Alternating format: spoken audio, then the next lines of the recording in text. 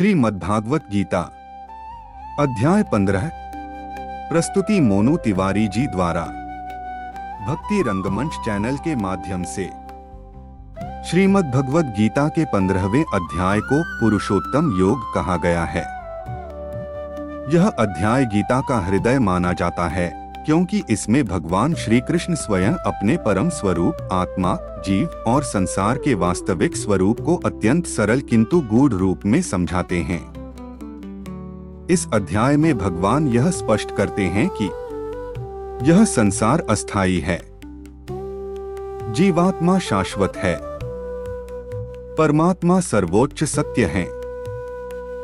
जो श्री कृष्ण को पुरुषोत्तम जान लेता है वही संपूर्ण ज्ञान को प्राप्त कर लेता है। संसार रूपी अश्वत्थ वृक्ष का रहस्य। भगवान श्री कृष्ण अर्जुन से कहते हैं कि यह संसार एक अश्वत्थ पीपल वृक्ष के समान है, लेकिन यह वृक्ष सामान्य वृक्षों की तरह सीधा नहीं बल्कि उल्टा है। इस वृक्ष की विशेषताएं: जड़ ऊपर है परमात्मा, शाखाएं नीचे फैली हैं भौतिक संसार, पत्ते वेद हैं, शाखाएं तीनों गुणों सत्व रज तम से पोषित हैं। यह वृक्ष अत्यंत विस्तृत है और मनुष्य इसी में उलझकर जन्म मरण के चक्र में फंस जाता है। भगवान कहते हैं कि इस वृक्ष का वास्तविक स्वरूप न तो यहाँ दिखता है, न इसका आदि और न अंत दिखाई देता है। वैराग्य रूपी शस्त्र। श्री कृष्ण बताते हैं कि इस संसार वृक्ष को वैराग्य रूपी शस्त्र से काटना चाहिए। यह वृक्ष इच्छाओं से सींचा जाता है। जब तक इच्छाएं हैं तब तक बंधन है। वैराग्य का अर्थ संसार छोड़ देना नहीं, बल्कि संसार में रहते हुए आसक्ति छोड़ देना। जब मनुष्य यह समझ लेता है कि यह संसार मेरा नहीं है, मैं इस संसार का नहीं हूं, तभी वह इस वृक्ष से मुक्त होने लगता है। परम पद की खोज। भगवान कहते हैं इस वृक्ष को काटने के बाद उस परम पद को खोजना चाहिए, जहां जाने के बाद मनुष्य फिर लौटकर नहीं आता। उस परम धाम में न सूर्य का प्रकाश है, न चंद्रमा की रोशनी, न अग्नि का तेज। वहां केवल परमात्मा का दिव्य प्रकाश है। जीवात्मा का रहस्य। भगवान श्री कृष्ण जीवात्मा के विषय में बताते हैं कि आत्मा अमर है, शरीर नश्वर है। आत्मा जब शरीर छोड़ती है तब मन और इंद्रियां साथ ले जाती है। जैसे हवा फूल की सुगंध को एक स्थान से दूसरे स्थान तक ले जाती है, वैसे ही आत्मा संस्कारों को लेकर नया शरीर धारण करती है। अज्ञानी और ज्ञानी में अंतर। अज्ञानी आत्मा को शरीर मानता है, ज्ञानी आत्मा को परमात्मा का अंश मानता है। अज्ञानी जन्म मरण में दुखी रहता है, ज्ञानी हर परिस्थिति में स्थिर रहता है। भगवान की सर्वव्यापकता। भगवान कहते हैं मैं ही सूर्य में प्रकाश हूं, मैं ही चंद्रमा में शीतलता हूं, मैं ही अग्नि में ताप हूं, मैं ही पृथ्वी में उर्वरता हूं, मैं ही अन्न बनकर प्राणियों का जीवन बनता हूं। अर्थात जो कुछ भी इस संसार में ऊर्जा, शक्ति और जीवन है वह सब परमात्मा से ही उत्पन्न है। आत्मा, परमात्मा और जीव। भगवान इस अध्याय में 3 तत्वों का वर्णन करते हैं। एक क्षर पुरुष, सभी नश्वर प्राणी जो जन्म लेते हैं और मरते हैं। 2 अक्षर पुरुष, अविनाशी आत्मा जो शरीर बदलती है लेकिन नष्ट नहीं होती। 3 पुरुषोत्तम जो क्षर और अक्षर दोनों से ऊपर है। वही परमात्मा, वही श्री कृष्ण। श्री कृष्ण स्वयं कहते हैं मैं क्षर और अक्षर से परे पुरुषोत्तम हूं। भक्ति का महत्व। भगवान स्पष्ट कहते हैं जो मुझे पुरुषोत्तम जानकर भक्ति करता है वही सच्चा ज्ञानी है। भक्ति का अर्थ केवल पूजा नहीं, बल्कि पूर्ण समर्पण, अहंकार का त्याग, ईश्वर पर अटूट विश्वास। अध्याय 15 का सार संदेश। 1. यह संसार अस्थायी है। 2. आत्मा अमर है। 3. इच्छाएं बंधन हैं। 4. वैराग्य मुक्ति का मार्ग है।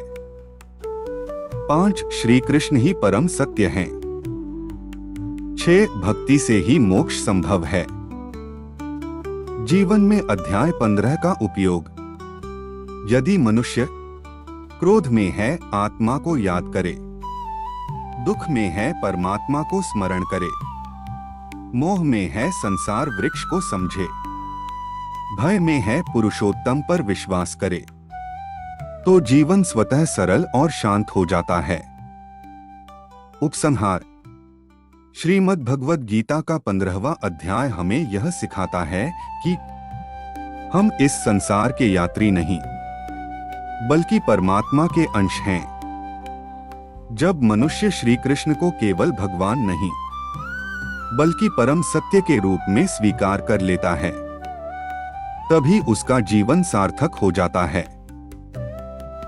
हमने जाना कि यह संसार उल्टे अश्वत्थ वृक्ष के समान है।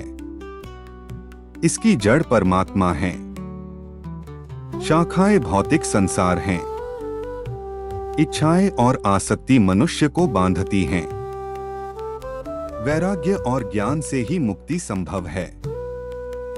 अब हम और गहराई से समझेंगे जीवात्मा कैसे शरीर बदलती है, ज्ञानी और अज्ञानी का अंतर, परमात्मा का सर्वत्र निवास, पुरुषोत्तम की वास्तविक पहचान, जीवात्मा का शरीर से शरीर में गमन।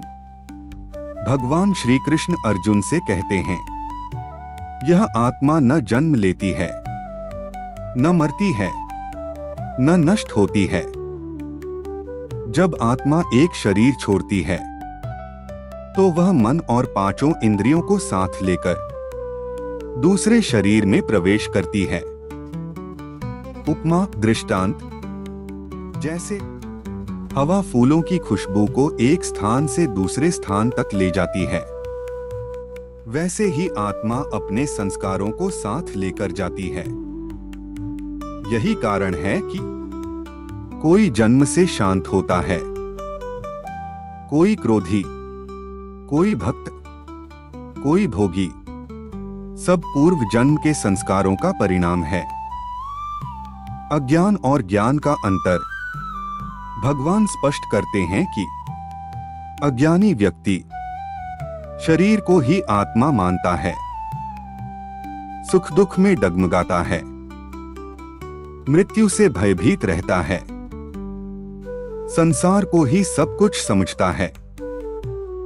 ज्ञानी व्यक्ति आत्मा को शरीर से अलग जानता है, सुख दुख में संभाव रखता है, मृत्यु को परिवर्तन मानता है, ईश्वर को सर्वत्र देखता है। भगवान कहते हैं, अज्ञानी आत्मा को नहीं देख पाते, ज्ञानी ज्ञान चक्षु से उसे अनुभव करते हैं। योगियों का मार्ग। इस अध्याय में श्री कृष्ण योगियों की विशेष चर्चा करते हैं। योगी वह है जो इंद्रियों को वश में रखता है, मन को स्थिर करता है, आत्मा को अनुभव करता है। ऐसे योगी आत्मा के प्रकाश को पहचान लेते हैं, ईश्वर को अपने भीतर देख लेते हैं।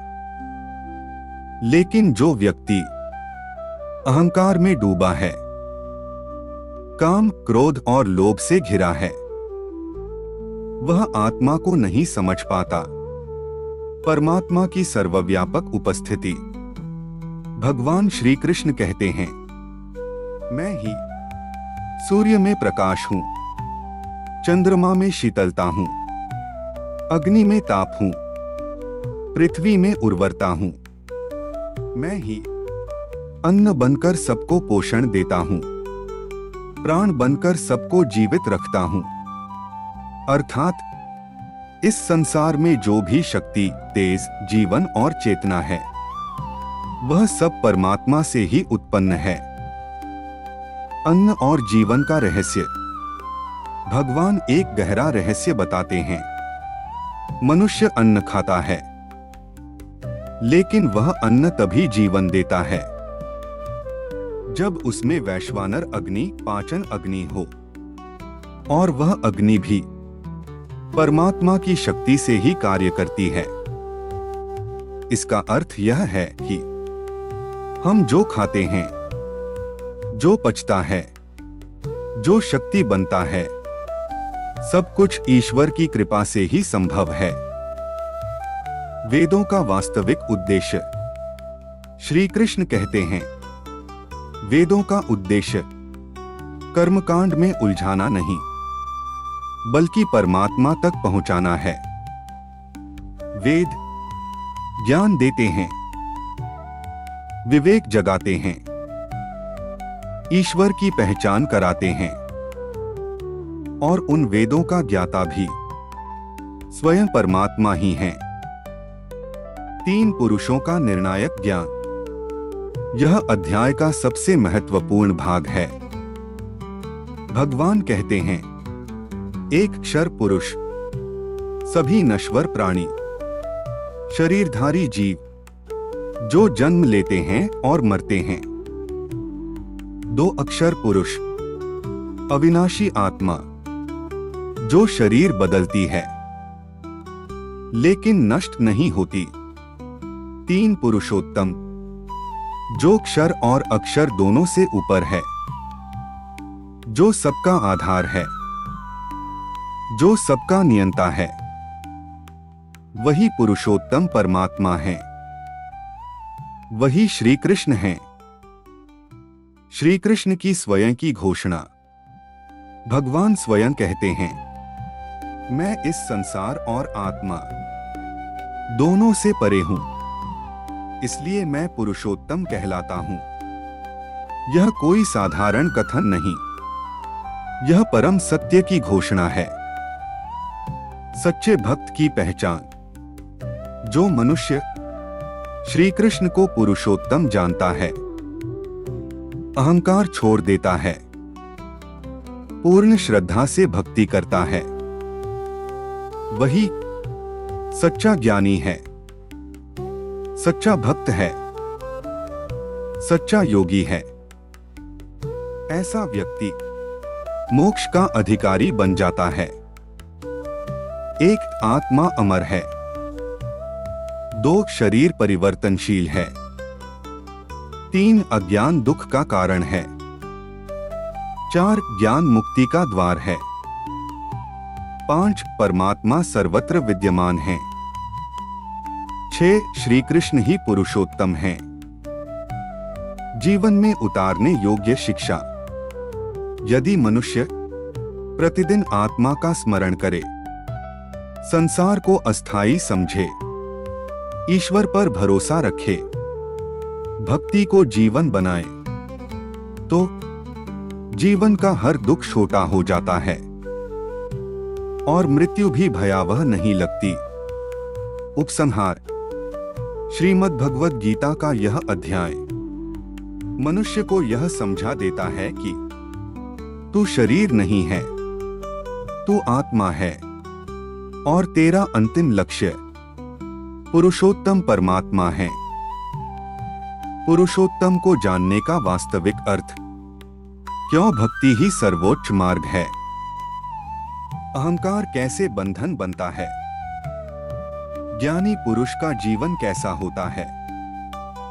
इस अध्याय का अंतिम और निर्णायक संदेश। यह भाग साधक को ज्ञान से भक्ति और भक्ति से मोक्ष की ओर ले जाता है। पुरुषोत्तम को जानने का अर्थ। भगवान श्री कृष्ण कहते हैं, जो मुझे पुरुषोत्तम जान लेता है, वह सब कुछ जान लेता है। यह कथन अत्यंत गहरा है। इसका भावार्थ अलग अलग शास्त्र पढ़ने की आवश्यकता नहीं। अनेक देवताओं में भ्रमित होने की आवश्यकता नहीं, बाहरी साधनों में उलझने की आवश्यकता नहीं। यदि मनुष्य श्री कृष्ण को सर्वोच्च सत्य मान ले, उन्हें ही आत्मा और संसार का आधार समझ ले, तो उसका ज्ञान पूर्ण हो जाता है। बुद्धि का शुद्धिकरण। भगवान बताते हैं कि साधारण बुद्धि संसार में उलझाती है, लेकिन शुद्ध बुद्धि ईश्वर की ओर ले जाती है। शुद्ध बुद्धि की पहचान अहंकार से मुक्त, ईर्ष्या से रहित, तुलना से दूर, संभाव से युक्त। जब बुद्धि शुद्ध होती है, तब मनुष्य सुख में घमंड नहीं करता, दुख में टूटता नहीं, हर परिस्थिति को ईश्वर की इच्छा मानता है। अहंकार सबसे बड़ा बंधन। भगवान इस अध्याय के भाव में स्पष्ट करते हैं, मनुष्य को बांधने वाली सबसे बड़ी जंजीर है अहंकार। अहंकार कहता है, मैं करता हूं, यह मेरा है, मैं श्रेष्ठ हूं। लेकिन सत्य यह है, कर्ता परमात्मा है, शक्ति परमात्मा की है, परिणाम परमात्मा के हाथ में है। जब तक अहंकार है, मोक्ष संभव नहीं। अहंकार का त्याग कैसे हो? भगवान प्रत्यक्ष रूप से उपाय बताते हैं। 1. स्वयं को कर्ता न माने। 2. हर कर्म ईश्वर को अर्पित करें। 3. फल की इच्छा छोड़ दें। 4. हर सफलता में ईश्वर को याद करें। 5. हर असफलता में भी ईश्वर को स्वीकार करें। यही कर्मयोग प्लस भक्ति योग का समन्वय है। भक्ति सर्वोच्च साधना। इस अध्याय का मूल निष्कर्ष है, भक्ति ही सर्वोच्च योग है। भक्ति क्या नहीं है? केवल पूजा पाठ नहीं, केवल मंत्र जप नहीं, केवल बाहरी आडंबर नहीं। भक्ति क्या है? पूर्ण समर्पण, निष्काम प्रेम, अहंकार का विसर्जन, ईश्वर पर अटूट विश्वास। भक्त कहता है, हे प्रभु, मैं नहीं जानता क्या अच्छा है, आप जो करें वही स्वीकार है। सच्चे भक्त की पहचान। भगवान के अनुसार सच्चा भक्त स्वयं को छोटा मानता है, ईश्वर को ही बड़ा मानता है, न किसी से द्वेष करता है, न किसी से अपेक्षा रखता है। ऐसा भक्त संसार में रहते हुए भी मुक्त होता है, दुख में भी शांत रहता है, मृत्यु से नहीं डरता। मृत्यु का भय क्यों समाप्त हो जाता है? जो पुरुषोत्तम को जान लेता है, उसके लिए मृत्यु अंत नहीं, प्रवेश द्वार बन जाती है। क्योंकि वह जानता है, शरीर नष्ट होगा, आत्मा नहीं, और आत्मा का आश्रय स्वयं परमात्मा है। इसलिए उसे खोने का भय नहीं, पाने का लोभ नहीं। संसार में रहते हुए मुक्त कैसे रहें? भगवान यह नहीं कहते कि संसार छोड़ दो, वे कहते हैं आसक्ति छोड़ दो, व्यवहारिक शिक्षा, परिवार निभाओ लेकिन मोह न रखो, कर्म करो लेकिन अहंकार न रखो, धन कमाओ लेकिन दास मत बनो, प्रेम करो लेकिन अपेक्षा मत रखो। यही जीवन मुक्त अवस्था है। ज्ञान, कर्म और भक्ति का संगम। अध्याय 15 यह सिद्ध करता है कि ज्ञान बिना भक्ति शुष्क है, कर्म बिना भक्ति बंधन है, भक्ति बिना ज्ञान अंधी है। जब ज्ञान प्लस कर्म प्लस भक्ति तीनों मिल जाते हैं, तब मनुष्य पुरुषोत्तम तक पहुंचता है। अंतिम उपदेश का भाग। भगवान श्री कृष्ण अर्जुन से नहीं, पूरी मानवता से कहते हैं, मैं ही इस संसार का आधार हूँ, मैं ही आत्मा का आश्रय हूँ। मुझे जान लो, मुझे मान लो और मुझ में ही स्थित हो जाओ। एक पुरुषोत्तम का ज्ञान सर्वोच्च है। दो अहंकार ही सबसे बड़ा बंधन है। तीन भक्ति ही सबसे सरल मार्ग है। चार समर्पण से ही मुक्ति संभव है। पांच संसार में रहकर भी मुक्त हुआ जा सकता है। तू अकेला नहीं है, तेरे साथ परमात्मा है। और जब तू उन्हें पहचान लेता है तब जीवन का कोई भी भय शेष नहीं रहता। अब तक के 3 भागों में हमने जाना संसार रूपी उल्टे अश्वत्थ वृक्ष का रहस्य, जीवात्मा की अमरता और शरीर की नश्वरता, ज्ञानी अज्ञानी और योगी का अंतर, परमात्मा की सर्वव्यापक उपस्थिति, पुरुषोत्तम का वास्तविक अर्थ, भक्ति ज्ञान और कर्म का समन्वय। अब भाग 4 में भगवान श्री कृष्ण इस अध्याय का अंतिम निर्णायक और अत्यंत सरल संदेश देते हैं जो सीधे मानव जीवन के व्यवहार से जुड़ा है। भगवान श्री कृष्ण का अंतिम उपदेश भगवान अर्जुन से कहते हैं कि भारत, यह अत्यंत गोपनीय शास्त्र मैंने तुमसे कहा है। जो इसे समझ लेता है वही सच्चा ज्ञानी बन जाता है और उसके सारे कर्तव्य पूर्ण हो जाते हैं। यह केवल अर्जुन के लिए नहीं, समस्त मानवता के लिए अंतिम शिक्षा है। ज्ञान का वास्तविक फल साधारण मनुष्य सोचता है ज्ञान से शक्ति मिलेगी, मान मिलेगा, श्रेष्ठता मिलेगी, लेकिन गीता कहती है ज्ञान का वास्तविक फल है विनम्रता।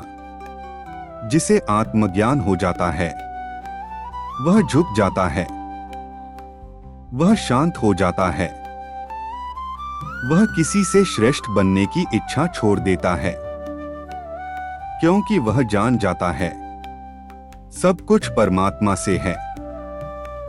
कर्तव्य और पुरुषोत्तम अध्याय 15 यह स्पष्ट करता है कि जो व्यक्ति पुरुषोत्तम को जान लेता है उसके लिए कर्तव्य बोझ नहीं रहता। वह कर्म करता है लेकिन बंधता नहीं, जिम्मेदारी निभाता है लेकिन उलझता नहीं, संसार में रहता है लेकिन डूबता नहीं। यही कर्म में योग है। गृहस्थ जीवन और मोक्ष भगवान यह नहीं कहते कि मोक्ष केवल संन्यास से मिलता है।